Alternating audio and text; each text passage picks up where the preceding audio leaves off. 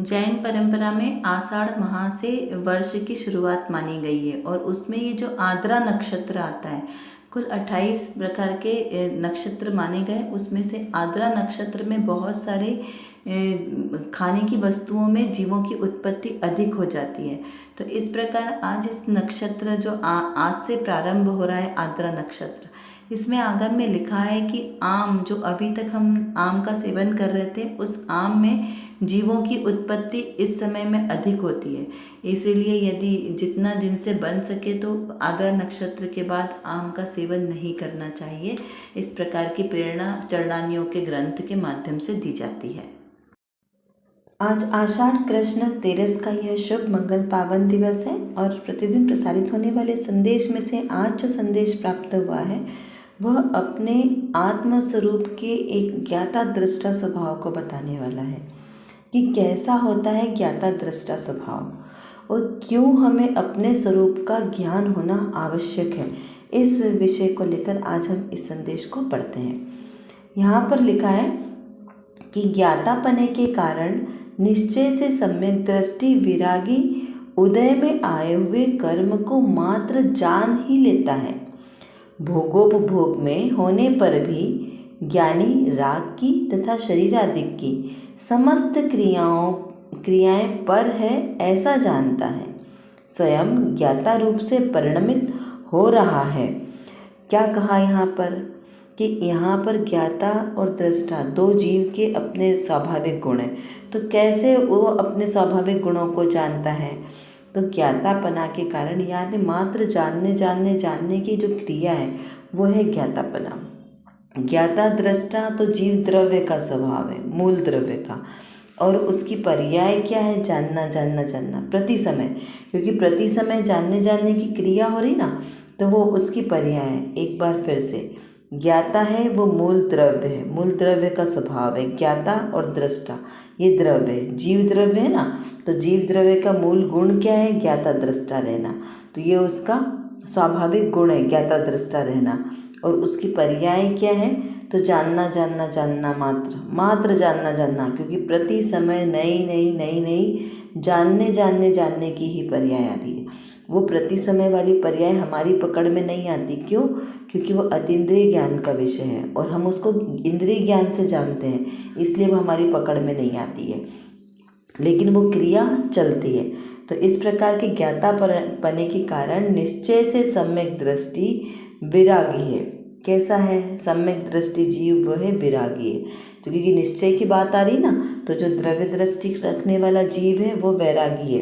क्यों? क्योंकि द्रव्य स्वभाव कैसा है? मात्र जानने वाला, तो उसको पर द्रव्य के प्रति आसक्ति का भाव ही नहीं है, उसमें एकत्व वाला भाव ही नहीं है। इसलिए वो जीव कैसा है? संसार शरीर भोगों में लिप्त नहीं है। और लिप्त नहीं है तो उसे क्या कहेंगे? विरागी कहेंगे। क्योंकि जो संसार के विषयों में नहीं रमता उसे योगी कहते हैं, ऋषि कहते हैं, विरागी कहते हैं। तो इस प्रकार जो सम्यक दृष्टि है जो वही वैरागी जीव कहलाता है। फिर वो कर्म के उदय में आए हुए कर्म को मात्र जानता है। क्या करता है? वो वैरागी क्यों है? क्योंकि जो जितने भी इस संसार में रहेंगे तो कर्म के उदय तो आएंगे। जो पूर्व भाव में हमने कर्म बांधे हैं, अब वो सत्ता में थे, अब वो अपना फल देंगे। तो फल देंगे तो वो, यानी उनका कर्म का उदय आना, तो वो कर्म उदय में आएंगे। तो उन कर्म के उदय काल में वो ज्ञानी जीव है, जो सम्यक दृष्टि जीव है, वो उसमें एकत्व नहीं करता, उसमें ममत्व नहीं करता, उसमें कर्तृत्व भोक्तृत्व का अभिमान नहीं करता, 4 प्रकार की मिथ्या बुद्धियों से। तो उससे क्या करता है उस समय? फिर तो वो मात्र ज्ञाता भाव से उन कर्म के उदय को जानता है। जैसे किसी को शरीर में रोग हुआ, तो रोग किस कारण से हुआ? ये शरीर रोगों का घर है, लेकिन इसमें कोई रोग उदय आया तो वो रोग मात्र पूर्व कर्म के उदय से आया है। क्योंकि पूर्व कर्म में जो हमने असाता और साता वेदनी है, उनके कर्म बांधे हैं, तो वो उदय में देंगे। तो अभी वर्तमान में जो सुख और दुख की अनुभूति का जो हमें आभास होता है, वो किस कारण होता है? वो साता और असाता कर्म की वेदनी कर्म के कारण। तो यहाँ पे वो जो ज्ञानी जीव है, वो जो 8 प्रकार के द्रव्य कर्म है ना, उनके स्वरूप को अच्छी तरीके से जानता है कि 8 कर्म के, ये 8 कर्म हैं, इनके उदय के कारण ही जो भी जितनी भी संतति चलती है संसार की, वो उन कर्मों के उदय से चलती है। तो वो बराबर भेद ज्ञान करता है कि कब कौन सा कर्म का उदय चल रहा है। यदि उस जीव को कोई चीज़ याद नहीं रहती तो वो बार बार विचार नहीं करता कि अरे दूसरों को तो इतना याद है, मुझे याद क्यों नहीं रहता, या फिर मुझे इतना सारा आता है और दूसरों को देखो कुछ नहीं आता। तो इस प्रकार उसे दोनों प्रकार का अभिमान नहीं रहता, ना ज़्यादा ज्ञान का और ना ही कम ज्ञान का। क्यों?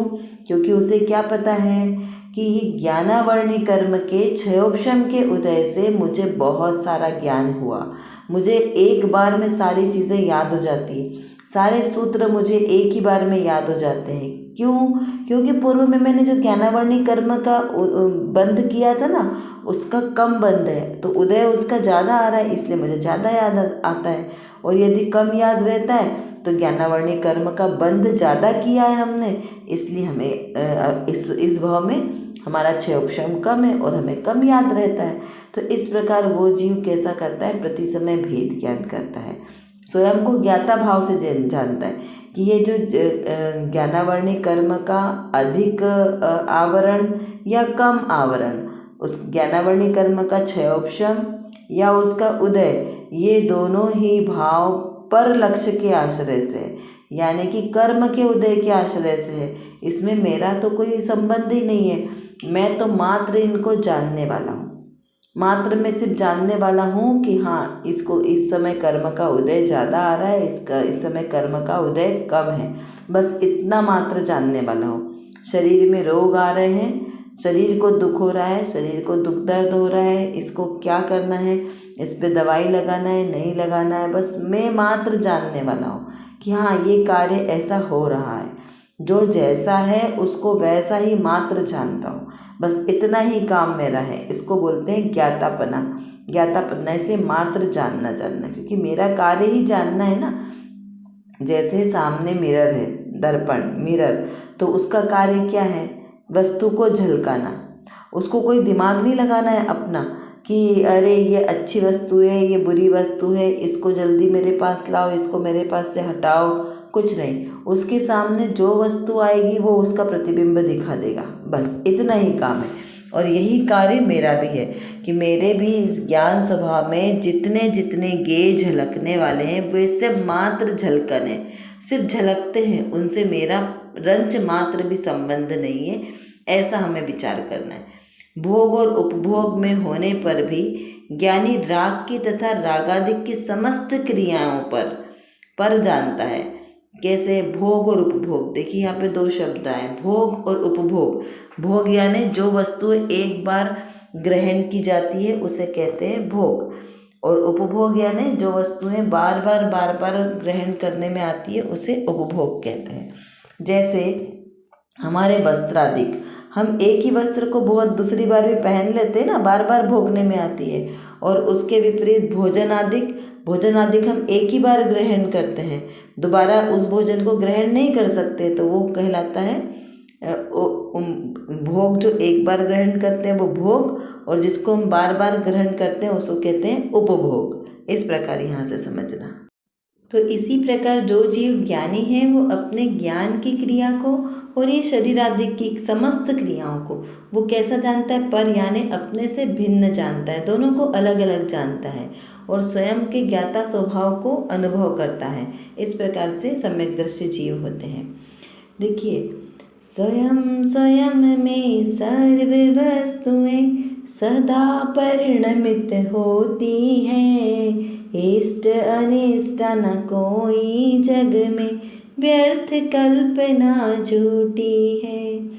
धीर वीर हो मोह भाव तज, आत्मन निज में मस्त रहो, व्यग्र न हो शुद्ध न हो, सदा शांत रस पिया करो। देखो प्रभु के ज्ञान माही में लोकालोक झलकता है, फिर भी सहज मग्न अपने में लेश नहीं आकुलता है। क्या बोला कि हमारे केवली भगवंत समस्त लोकालोक को जानते हैं, तीन लोक तीन काल के समस्त पदार्थों को जानते हैं, लेकिन फिर भी किसी के प्रति राग और द्वेष का भाव नहीं करते, अपने आत्मा में लीन रहते हैं। तो वैसा ही मेरा भी स्वभाव है, द्रव्य स्वभाव मेरा भी वैसा है, लेकिन अभी पर्याय में विकार भाव के कारण मैं परद्रव्यों में अपनापन करके और अपनी कर्म बंधन को और बढ़ाता हूँ। तो हमें अब ये विचार करना है कि जैसे केवली भगवान है वैसा ही मैं हूँ, तो हमें ज्ञाता दृष्टा स्वभाव रूप अपने ही स्वभाव रूप पर नियमन करना चाहिए। इसी से हमारा नवीन कर्मबंध रुक सकता है। चलिए अब देखते हैं आज की रत्नकणिका में कौन सी विशेष बात आई है। यहाँ पर श्री पुरुषार्थ सिद्धोपाय जी ग्रंथ जो आचार्य पूज्यपाद देव द्वारा विरचित है, उस ग्रंथ के आधार से आज ये संदेश प्राप्त हुआ है, उसकी गाथा नंबर 13 के आधार से। चलिए पहले पढ़ते हैं। यहाँ पर एक प्रश्न किया है मुमुक्षु ने कि इस जीव के जो विभाव भाव होते हैं वे स्वयं से ही होते हैं या उनका भी कोई निमित्त कारण है। क्या प्रश्न किया कि अभी जैसे कहा कि हमारा आत्मा विभाव रूप परिणमन करता है, स्वभाव रूप नहीं परिणमन कर रहा है, इसलिए हमारी संसारी अवस्था है, मिथ्या दृष्टि अवस्था है। तो जो जीव ये विभाव रूप परिणमन कर रहा है वे अपने स्वयं से ही कर रहा है या कोई और उसे कराता है। उसका समाधान करते हुए कहते हैं कि इस जीव के रागादिक विभाव भाव स्वद्रव्य के अवलंबन से नहीं होते, परंतु वे भाव औपाधिक है, अन्य निमित्त से होते हैं, और वे निमित्त ज्ञानावरणादि कर्मों को जानना है। यदि उनका उदय आपसे ही हो तो वह भी ज्ञान दर्शन की तरह स्वभाव भाव हो जाए, और स्वभाव भाव होने पर उनका भी कभी नाश नहीं हो सकता। जिस जिस प्रकार द्रव्य कर्म उदय अवस्था को प्राप्त होता है और उसी प्रकार विभाव भाव रूप परिणमन करता है। क्या कहा यहाँ पर कि यहाँ पर यह बताया कि जो विकार भाव आत्मा के अंदर उत्पन्न होते हमें दिखाई देते हैं वे आत्मा के नहीं हैं, वो परद्रव्य के निमित्त होने के कारण उसे औपाधिक भाव कहा। क्या कहा? औपाधिक, यानी जो किसी की उपाधि के द्वारा प्राप्त होते हैं। जैसे हमें लौकिक में कोई उपाधि मिलती है ना, किसी को डॉक्टरेट की उपाधि मिलती है, किसी को आचार्य उपाध्याय की, इस प्रकार जो उपाधि कब मिलती है? जो हमारे कोई बाहर के विशेष गुणों को देखकर कोई हमें उपाधि देता है। उसी प्रकार ये जो मोह राग द्वेष के परिणाम है, ये बाहर में जो कर्म का उदय आ रहा है, कभी क्रोध का, कभी मान का, कभी मायाचारी का, ऐसे सब सुख का दुख का, ये जो भी हमें कर्म का उदय आ रहा है, ज्ञानावर्णी कर्म का उदय आ रहा है, कभी अंतराय कर्म का उदय आ रहा है। तो क्या होता है? अंतराय कर्म के उदय से जो भी कार्य हम करते हैं उसमें विघ्न उत्पन्न होता है। नाम कर्म के उदय से हमें शरीर संरचना आदि की प्राप्ति होती है। बाहर ज्ञानावर्णी कर्म के उदय से ज्ञान का क्षयोक्षम ज़्यादा बढ़ेगा, तो आपको ज़्यादा ज्ञान हो जाएगा, या उसका कम बंध होगा ज्ञानावर्णी कर्म का, तो ज्ञान का उघाड़ कम रहेगा, हमारी बुद्धि ज़्यादा नहीं चलेगी, है ना। जिसको हम लौकिक में बोलते हैं कि अरे इसकी बुद्धि कम चलती है, मूर्ख है। तो ये सब किसके कर्म के उदय से होता है? ज्ञानावर्णी कर्म के उदय से। तो यहाँ पर ये है कि ये जो 8 प्रकार के कर्म हैं, इनके कर्म के उदय से जीव की जो भी अवस्था बनती है वो औपाधिक भाव कहलाती है, वो आत्मा की अवस्था नहीं है। क्यों? क्योंकि कर्म के उदय से है। तो यहाँ पे प्रश्न क्या था कि जो जीव विभाव भाव करता है अपने स्वभाव के विपरीत, तो वो स्वयं के कारण करता है कि परद्रव्य के निमित्त से होता है? तो यहाँ पे वो परद्रव्य के निमित्त से होता है। जैसे जल का स्वभाव कैसा है? शीतलता, वो सदाकाल शीतल अवस्था में ही प्राप्त होगा, लेकिन यदि उसको हमने अग्नि पे रख दिया तो वो क्या हो जाएगा? उष्ण हो जाएगा। तो जल का स्वभाव नहीं है उष्णता, उसका स्वभाव तो शीतलता ही है, लेकिन यदि हमने उसको अग्नि पर रख दिया तो वो गर्म हो जाएगा। तो बस उसी तरह मेरे आत्मा का स्वभाव तो मात्र ज्ञाता दृष्टा ही है, लेकिन मेरा आत्मा यदि ये कर्म के उदय जो आ रहे हैं इसको अपना मान लेगा तो क्या होगा? वो विपरीत परिणमन करेगा। विपरीत परिणमन यानी उस अनुरूप ही कार्य करेगा। तो कैसे करेगा? कर्म का उदय आया असाता वेदनी का, तो शरीर में रोगादि का है। तो इस आत्मा ने क्या माना मेरे ज्ञान ने कि ये शरीर मेरा है, इसको अपना मान लिया। तो इस शरीर में रोग आया तो उसको क्या माना कि अरे मुझे रोग आया। जैसे हमारा लौकिक में हमारा कोई बच्चा है छोटा, यदि उसे कोई दुख होता है तो हमें कैसा लगता है कि अरे मेरे बच्चे को दुख हुआ, तो बच्चा तो मेरा है ही नहीं, क्योंकि वो तो बहुत ही दूर है। मेरा ये शरीर ही मेरा नहीं है, मेरे आत्मा का तो ये शरीर भी मेरा नहीं है, तो बच्चा हमारा कैसे आया? द्रव्य स्वभाव से। तो हम उसको अपना मानेंगे तो दुखी होंगे ना। तो उसी प्रकार जो कर्म का उदय है उसको हमने अपना मान लिया कि ये कर्म का उदय मेरे अंदर आया, जबकि मेरा जो आत्मा है वो तो अपरिणामी है, उसमें कोई कर्म का उदय, कर्म का बंध ही नहीं है, तो उदय कहाँ से आएगा? बंध होगा तब उदय आएगा ना। तो मेरा आत्मा द्रव्य स्वभाव से तो निर्बंध स्वभावी है। तो ऐसा अनुभव नहीं करके हम विपरीत परिणमन करते हैं, इन सारी क्रियाओं में अपनापन मानते हैं, इसलिए हमारे कर्म का बंध बनता है, आगामी बंध और नया नया बंधता जाता है। यदि हम इसको ज्ञाता दृष्टा भाव से मात्र जाने तो नवीन कर्म का बंध नहीं हो, ये विशेष बात है। तो इस प्रकार यहाँ पे ये औपाधिक भाव से जो कर्म का उदय आया उसमें हम एकात्म ममत्व करते हैं, उसको अपना मानते हैं, इसलिए इसे दुखी होते हैं। और जो इसके विपरीत अगर हम देखें तो जो निमित्त ज्ञानावरणादि कर्मों के कारण हो रहे हैं उनको यदि हमने अपना नहीं माना तो हमारा कोई भी कर्म का बंध नहीं होगा, निर्बंध अवस्था हमारी प्रारंभ हो जाएगी। यदि अगर अब देखो कि अगर हमने इनको अपना माना तो उससे हमारा नुकसान क्या होता है कि यदि इन ज्ञानावरणादि कर्मों को, उदयों को यदि हमने अपना मान लिया तो क्या होगा कि इनको अपना मानेंगे तो फिर ज्ञान दर्शन की तरह ये भी हमारे स्वभाव भाव हो जाएंगे, क्योंकि अभी हमारा स्वभाव भाव क्या है? जानना देखना। ज्ञान दर्शन स्वभाव जो है वो मेरा अपना स्वभाव है। तो अगर हमने इन कर्मों के उदय को अपना माना तो ये सारे कर्म के उदय भी क्या हो जाएंगे? मेरे ही हो जाएंगे, मेरे ही स्वभाव भाव हो जाएंगे। तो वो तो कितना विपरीत हो जाएगा, फिर तो हमारा मोक्ष मार्ग कभी बनेगा ही नहीं। जीव रागी द्वेषी ही बना रहेगा, तो संसार में ही परिभ्रमण करता रहेगा, तो कब वो इनसे दूर होगा?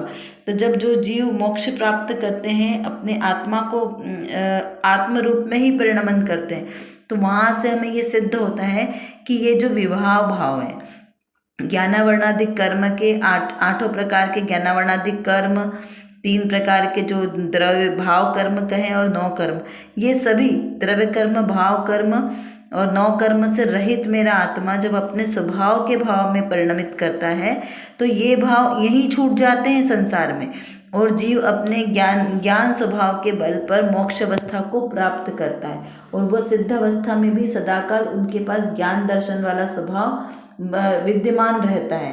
तो इससे सिद्ध होता है कि जो स्वभाव भाव है वो हमेशा अपने साथ रहता है, और जो हमारा स्वभाव नहीं है वो कैसा है? छूट जाता है। जैसे हमने हाथों में मेहंदी लगाई, तो मेहंदी लगाई तो आप उसको कितना भी हटाओ, हटती है क्या? नहीं। तो क्या ये उसका स्वभाव हो गया? तो नहीं, ये उसका स्वभाव नहीं है, क्योंकि 3-4 दिन बाद वो सहज ही निकलने लग जाती है। हम उसको निकालने का प्रयास नहीं करते, वो सहज निकल जाती। क्यों? क्योंकि वो हमारी स्किन का कलर नहीं है, और जो हमारे स्किन का ही कलर है उसको हम कितना भी साबुन लगाते हैं, क्या निकलता है? नहीं।